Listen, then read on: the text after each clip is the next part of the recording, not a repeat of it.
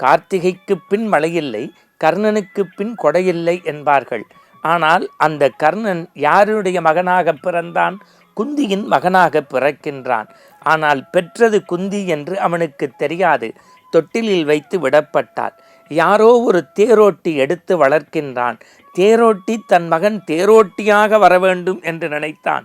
ஆனால் கர்ணனோ நாட்டையே ஆளக்கூடிய சாரதியாக, ஒரு மன்னனாக வில்வித்தை படிக்க வேண்டும், எல்லாவற்றையும் கற்க வேண்டும் என்று துடிக்கின்றான். அவன் பிறப்பு தெரியவில்லை, இனம் தெரியவில்லை, பெற்றோர் தெரியவில்லை. இப்படி இருந்த அவனுக்கு வாழ்க்கையில் பரசுராமர் என்கின்ற ஒரு ஆசிரியர் கிடைக்கின்றார். அந்த ஆசிரியரிடத்தில் கல்வி கற்கச் செல்கின்ற கர்ணன் எப்போதும் போல மாணவன் குருவுக்கு பணிவிடை செய்வதாக நினைத்து ஒரு நாள் கர்ணனின் மடியில் பரசுராமன் படுத்திருந்த போது அவருடைய வேர்வை துளிகளை நீக்குவதற்காக விசிறிவிடுகின்றான். ஆசிரியருக்கு இடையூறாய் இருக்குமே, அவருடைய தூக்கம் களையுமே என்று துடையில் உட்கார்ந்திருந்த வண்டை அங்கும் இங்கும் விரட்டாமல் பொறுத்து கொண்டான். வண்டு கொய்யாப்பழத்தை குடைந்து எடுப்பது போல கர்ணனுடைய தொடையை துளைத்து இரத்தம் பீரிட்டு வருகிறது.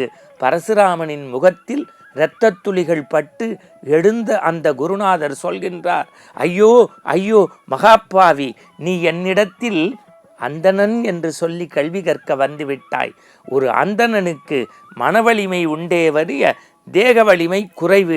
இப்படி இரத்த குவிகளை பொறுத்து கொண்டிருக்கக்கூடிய நீ ஒரு சத்திரியன், சத்திரியன், சத்திரியன் என்றார். தன்னுடைய பிறப்பு, இனம், குலம் இதுவரை தெரியவில்லை. குரு வார்த்தைக்கு மறுவார்த்தை இல்லை அல்லவா? என் ஆசான் பரசுராமனே நான் சத்திரியன் என்று சொல்லிவிட்டான் என்று. ஆனால் அவர் சொல்ல சாபம், சரியான நேரத்தில் உன் வில்வித்தை மறந்து போகட்டும், உனக்கு கை கொடுக்காமல் இருக்கட்டும், போ சத்திரியா என்று சொன்னாலும் கூட அந்த சாபத்தை வரமாக ஏற்றுக்கொள்கிறார்.